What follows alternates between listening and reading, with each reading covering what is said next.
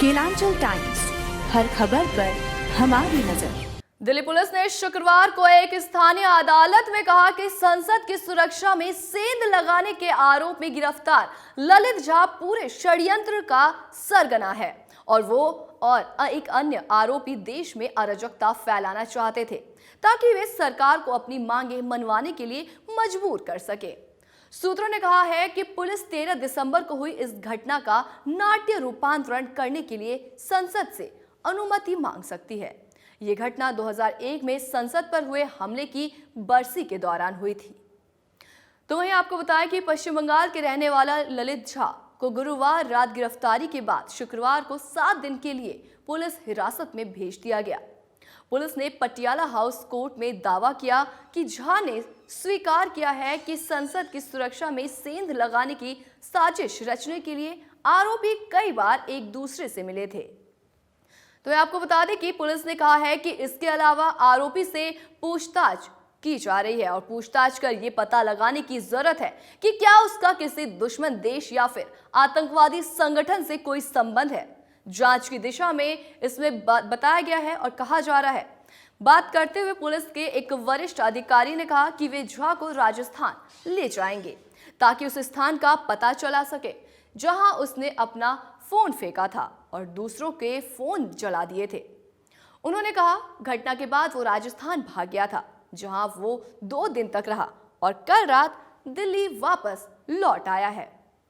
अधिकारी ने कहा कि मामले में सबसे बड़ी चुनौती ये है कि पुलिस के पास आरोपियों के मोबाइल फोन अभी नहीं है जिससे कि साजिश का पता लगाने और अधिक लोगों की संलिप्तता के बारे में जानकारी जुटाने में मदद मिल सके।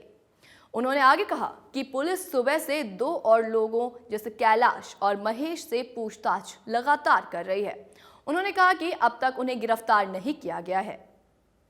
इसी के साथ सूत्रों के मुताबिक और सूत्रों के हवाले से ये भी खबर आई है कि घटना के बाद झा राजस्थान के नागौर भाग गया। सूत्रों ने बताया कि कुमावत और कैलाश ने वहां रहने और उसके रहने की व्यवस्था की।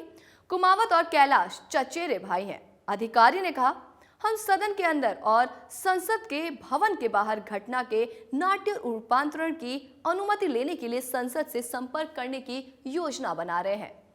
तो गुरुवार को गिरफ्तार किए गए ललित झा ने पूछताछ के दौरान खुलासा किया है और उसने अपना फोन दिल्ली जयपुर सीमा के पास फेंक दिया था, ये बात कही और अन्य आरोपियों के फोन भी नष्ट कर दिए थे, यानी कि जला दिए गए थे।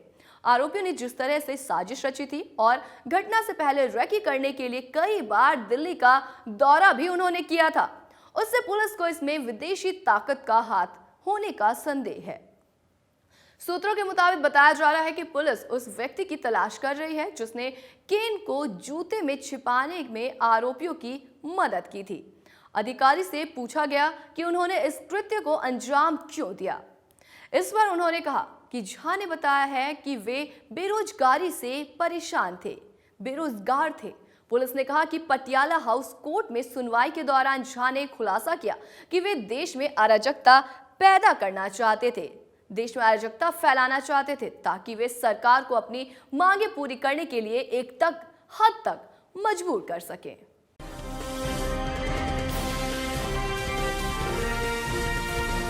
केलांचल टाइम्स, हर खबर पर हमारी नजर।